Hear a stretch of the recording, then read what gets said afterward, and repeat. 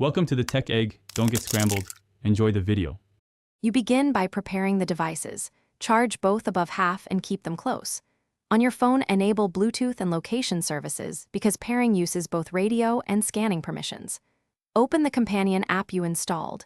The app scans for new watches automatically. Once the watch shows as available, tap to start pairing and accept any on-screen prompts.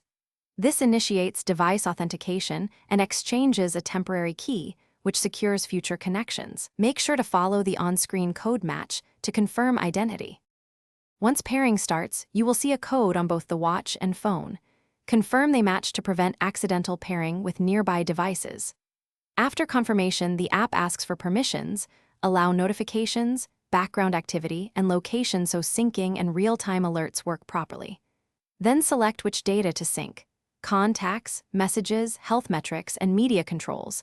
This controls battery use and privacy. Make sure to review sync frequency settings, because that affects how quickly notifications and health data update. Finish by letting the first full sync complete and accept any firmware updates. Updates fix compatibility and bugs, so install them. Test basic functions. Receive a call, a text notification, and a step count to confirm correct behavior. Once done, adjust watch faces and notification priorities in the app to your preference. If something fails, try simple fixes. Restart phone and watch, toggle Bluetooth, clear the app cache, then repair. If problems persist, perform a factory reset on the watch as a last resort. Thanks for watching. Consider subscribing if I helped unscramble your problems.